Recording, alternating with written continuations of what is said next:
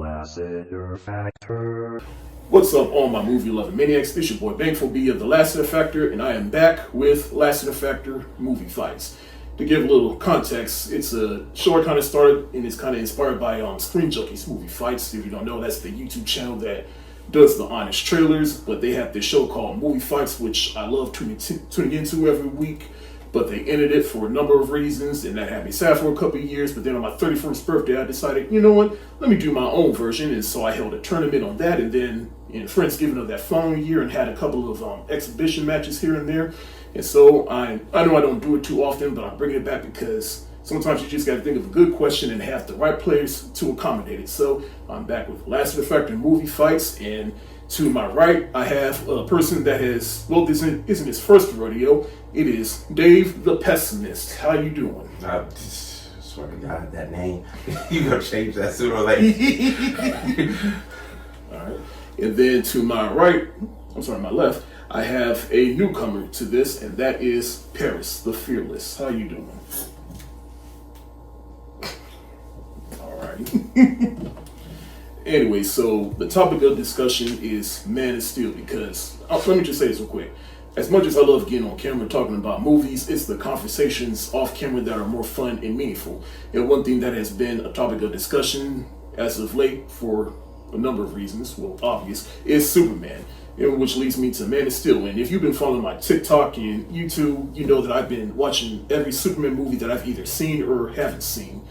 And so, but to sum it up, the first two Christopher Reeve Superman movies, despite how dated they are, I still consider them classics. I actually watched those for the first time during the pandemic, but haven't gone back to watch any of the ones after that because I've heard how terrible they are, so I just let them slip under the radar for a little bit. But in honor of James Gunn's Superman, I decided to sit down and finally watch them, and less said about Superman 3, 4, and Supergirl, the better. Yeah, I watched Supergirl because, hey, why not? And then I did watch Superman Returns for the first time, and I liked it better than the previous three that I just mentioned, but it's still not that good. I mean, the movie was made in 2006. At that point, we had the technology to make Superman do things we wasn't able to see him do on film, and all you do is have him save a plane and fly an island in the sky, but whatever. And then that leads me to the Zack Snyder era, which is Man of Steel, which is the topic of discussion. That was actually my first Superman movie that I ever watched, and let alone in a theater. I liked it, but this is coming from someone that is not the hugest fan of Superman. But I will say, after going back and watching all the previous movies, I have a better understanding of Superman. Whatever flaws I have with Man of Steel, they stick out to me more, but I still love that movie. That movie will always have a special place in my heart. As of right now, I did go back and watch BVS, and there are aspects about it I like, but it was still a rough watch. But I do recommend the Ultimate Cut. Zack Snyder's Justice League, I'm not talking about that theatrical bullshit, but I'm going to rewatch that at some point. Well, probably by the time I get this video out, I have reviewed every Superman movie. But today, you're not here to hear me talk. You're here to hear these two gentlemen talk about Man of Steel, because it is a point of contention among Superman fans, superhero fans, and movie fans in general. So, and these two gentlemen have two different opinions about Man of Steel. And I'm very excited to hear them talk about it. So, You had something to say before this recording. Go ahead, man. Talk your shit. Ancient Chinese riddle for you. Wait. Just three more things before we get started. So I do have, I'm not the only one that's going to be judging today. I'm going to have two other judges that I will introduce much later, and we'll get to that in a little bit. But to explain the rules to y'all, so here's how this is going to happen. First, I'm going to give both of y'all a chance to give an opening argument on basically an opening argument on whether or not Man of Steel is good or not. And then after that, y'all have 4 minutes to basically fight it out. And then after that, you will give your closing statement. All the rules clear? Yeah.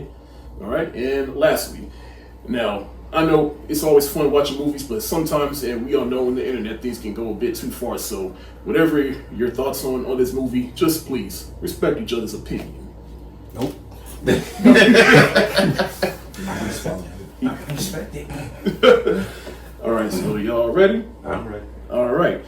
I'm going to start with David on his opening argument. David, you have the floor. Hold on, let him defer. He was ready. He's ready to go. Let him have it. All right, let's do it. All right. My opening statement is going to be just one sentence. and then we'll go from there. All right. All right, what's that? Man of Steel is a good movie. All right, your turn. Oh, Man of Steel is not a good movie. All right. Why is it not a good movie? Because it goes against Superman's perspective. Superman is a god of mercy. He's benevolent. I don't know what makes you think Man of Steel shows that, because he doesn't really show his benevolency in the movie. He doesn't care in the movie, it seems like. What did you see? Fight it out. When you break down Superman, right, the word Superman, he's a man with super abilities, right? We can agree on that. Yeah. However, one thing that we estimate is that there's a real human element to Superman, and I think that was perfectly exemplified in Man of Steel when he's having his relationships with his parents, for example, when he's having his relationship with Lois. It's a very, very human dilemma that he's dealing with the entire movie. We're not talking about the damage or any of that yet. We're just talking about the aspect that Superman is being characterized as a human who's going through a human experience that entire movie. I think it's a great origin story for him. And I think that some of the choices that he's having to make during its runtime is stuff where he's having to make, some pretty important choices. And the stakes haven't been that way, I'd say, in the Christopher Reeves movies or in the other movies to that same extent where you can actually see that he's going through, an internal dilemma, in that same extent. And I think that Man of Steel does show a very human side to Superman in a way that it hasn't been shown before. He's not supposed to be human though. Man of Steel. Superman is a god amongst men. Mm-hmm. Superman is supposed to show that he is merciful and caring, even though he can easily break any and everything on planet Earth. For example, there was a time, not in Man of Steel, but in other iterations of Superman, he will show mercy to his opponents because he knows if he hits them hard enough, he will kill his opponents straight off the bat. You're not supposed to show a human element to Superman. Superman is like your parent. You see your parent as like their God, right? Your God, right? Or you revere your parent in a certain way. You don't refer to your parent as their first name. You have to show a certain reverence to it, and you refer to them as either mom or dad. Superman is like our parent.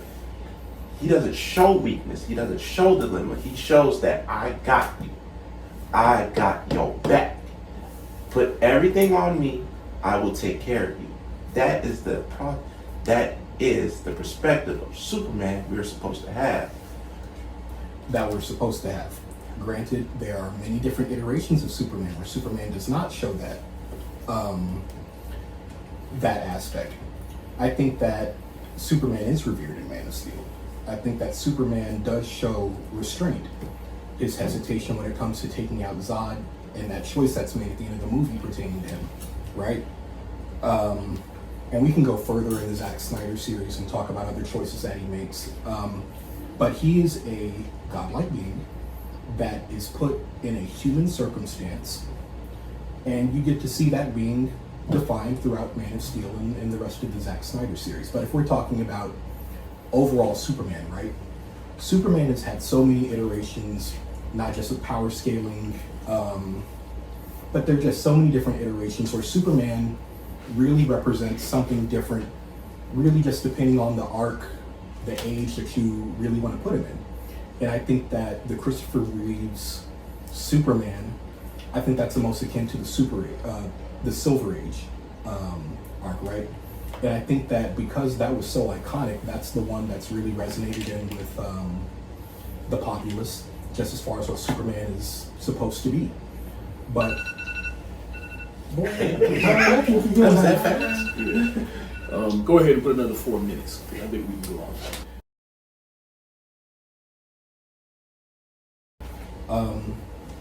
And I think that because that is the iteration, Christopher Reeves Superman, and the Silver Age iteration, that has really just gotten to the psychology of people. I think that's the one that they're always going to hold on a pedestal with regards to any iteration of Superman that comes after the fact. So when it comes down to a point of contention for Man of Steel, I can understand that the perspective that was put out was something that was very different from what people were used to. But, I mean, again, Superman is something different. Superman can be something different for everybody. Like, let's look back at like the 1930s, before Action Comics 1 came out. The original Superman was actually more akin to Lex Luthor. He was an evil character. Did you know that?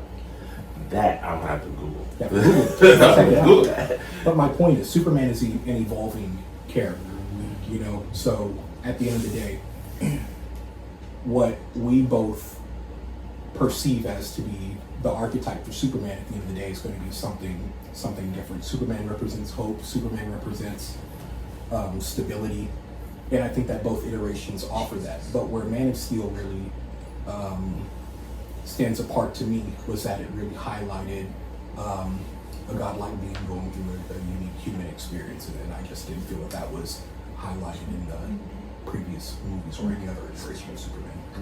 You said Superman represents different things. Superman also represents character.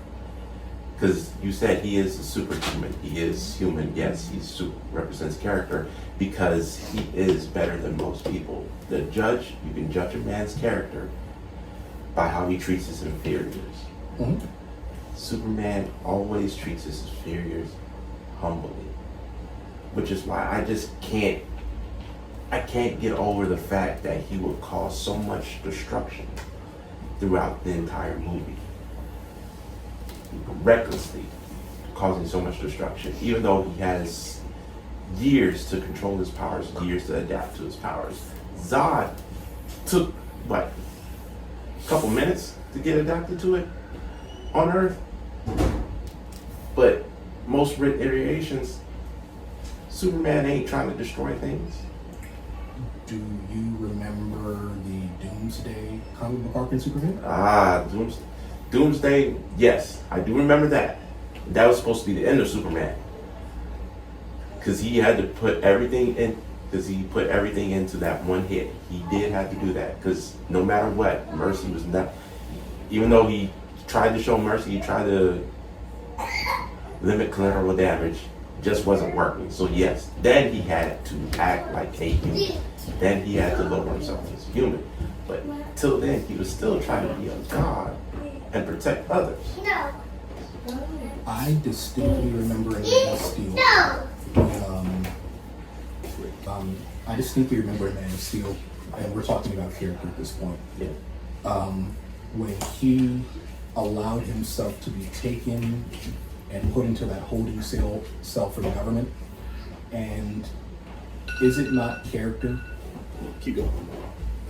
Is it not character when, as a godlike being, he has the ability to choose not to go with the government into that holding cell or break out of that holding cell, but he didn't because he was trying to show solidarity to the government and that he wasn't a threat? Is that not a show of character?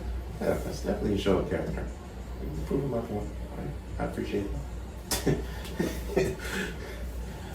All right. One thing that both of y'all haven't mentioned is basically how they handled the death of Jonathan Kent, which I know the classic take is him dying of a heart attack. Whereas when Man of Steel, he just sacrificed himself in the tornado just so the world, because he really thought the world wasn't ready for Superman. So how do both of y'all feel about that? Do you think it was a good take? You didn't think it was a bad take? What y'all think? I want to say that it was a good take because something happened similar in Smallville. I believe Jonathan Kent in Smallville sacrificed himself for Clark as well. Also, I believe Jonathan was trying to teach his son sacrifices have to be made. In certain points in life, you must make certain sacrifices in life, even though you are this all-powerful being. You can't just do whatever you so desire. It takes a strong man to protect himself. It takes an even stronger man to protect others that can't do it. So, Yeah, I completely agree with that. I think that one, it was a lesson, and two, it kind of highlights the overall theme of, in my opinion, what Man of Steel was really trying to accomplish. And that is a godlike person going through a human experience, and really trying to highlight the fact that Clark Kent in this case is to have that as normal of an experience as possible in this case.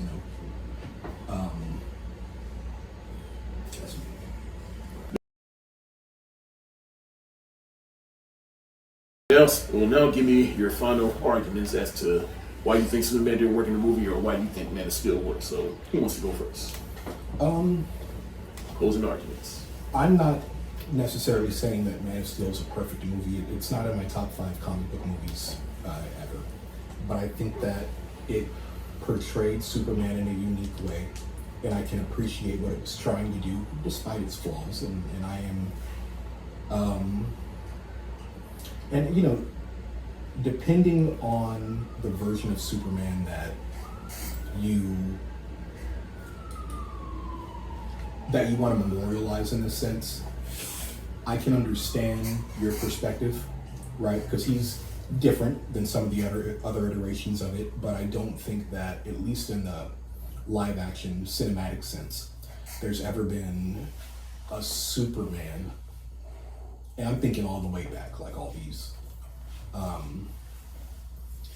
I think that no other iteration of Superman has really shown the dichotomy of being a person with godlike abilities, having to choose, or not having to, but choosing to live a life akin to others. And I think that choice is a profound one. I think that with the final fight that occurs with Zod at the end of the movie, there was a lot of destruction. But don't you think that godlike beings with that type of power would naturally cause that type of destruction? godlike beings who are benevolent would probably move the chaos away from all the populace too, which he does show in other iterations. Well, he does, right? But does it necessarily show the gravitas of their power in that same way? You don't feel the power in the previous iterations like you do in Man of Steel. He also holds back. You gotta remember that. He does show mercy. He constantly shows mercy. Did he not try to show mercy when he tried to tell Zod not to attack those children at the end of Man of Steel? Yes, he did. That is true. Well, we got dirt bikes in here. Meek Mill in this movie. All right, David, closing arguments, please. I did not quite enjoy Man of Steel because if you want to bring the human aspect, I did see it a little better. Not in the movie version, but in Smallville. Then you see Clark going from a high schooler all the way up to college, then up to an adulthood. Mm-hmm.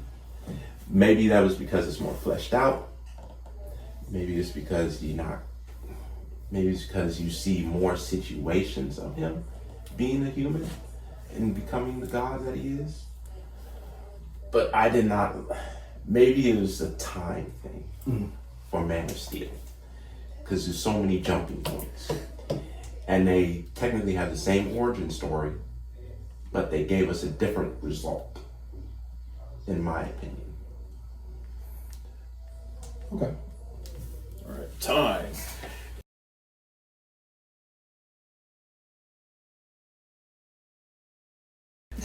Yeah, so I have my judges. I have my judges Will and Orion with me.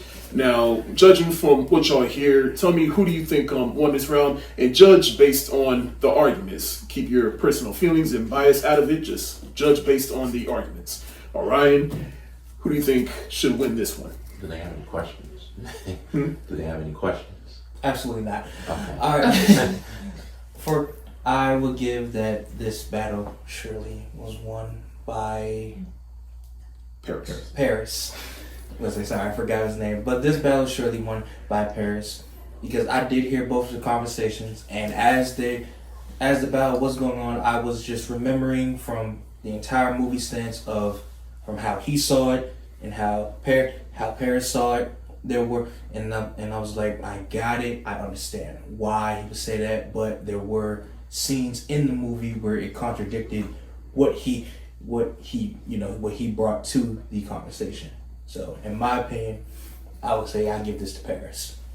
All right, Will. I'm gonna have to agree. I'm gonna say Paris because when now it's the opposite. Name, sir? David. David. When you were like, I still think David gave some good arguments, but when he mentioned them, like you, I thought about scenes. Wait a minute, but he was merciful in this scene. He could have beaten all those people at the bar. He just destroyed the man's truck to prove a point. Again, when he was arrested, he didn't, he was being merciful. So like, it was almost like I was just thinking about all those scenes. So yeah, I'm trying to get deep into it, but that's really what kept hitting at me when they were presenting their arguments, and I think Paris was batting them. So.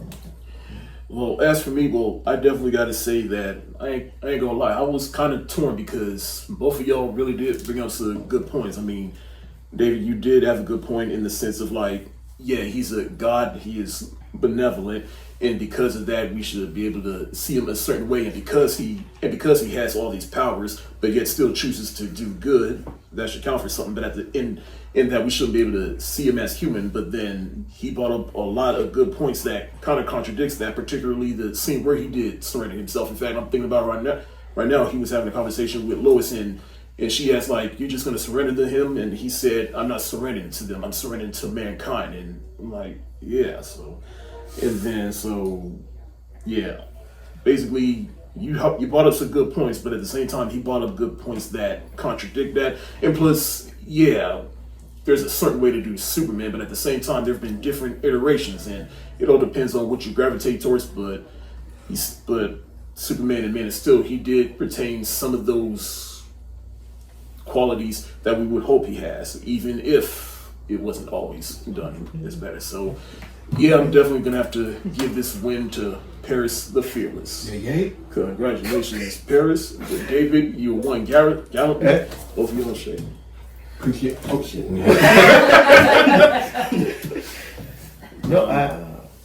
Did y'all want to say anything in regards to the fight, or? No, it's fun to watch. Like I said, I think with you, they both made good arguments. It's just every time you would throw some pairs of knock it back. But what I will say, I think what I understand from you is that is it almost like a sense of, I don't want to say nostalgia, but it's like you are sold to a version of Superman that the movie didn't meet for you. So, right? So, and that's fine. Like Paris said, there's different versions of different iterations. It's just which one did people grow up with, or did they agree with, or get attached to? So, definitely agree. Like, I mean, hey, I like gods and monsters too, man. That's fair. Yeah. That's fair. I mean, to bring Spider-Man into this, I've always said, like, I think Tobey Maguire played the best Peter Parker, Andrew played the best Spider-Man, and I thought Tom Holland played the best at both. But Tobey Parker will always be my Spider-Man, so for nostalgic reasons. So, and a 38-year-old man pretend like he was in high school. And I'm not denying that.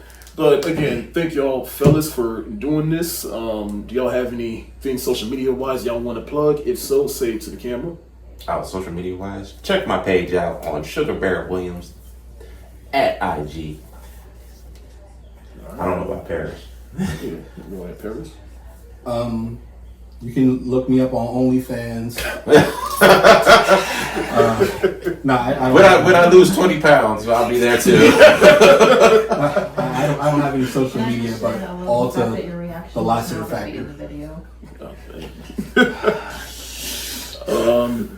Anyways, thank y'all, gentlemen, and David. I know you still have yet to win a fight, but don't worry, I got another one in the works for you. And it's gonna involve the Star Wars prequel. So. I'm ready for that. Just keep. Oh no, he's gonna be fighting someone else for that. Right now. Just keep fighting. Just keep throwing the L's my way. But thank y'all so much for watching. It's your boy Thankful being the Lassiter Factor. You can follow me on TikTok, YouTube, and Instagram. Thank you so much for watching. Be safe. Wash your hands. Peace.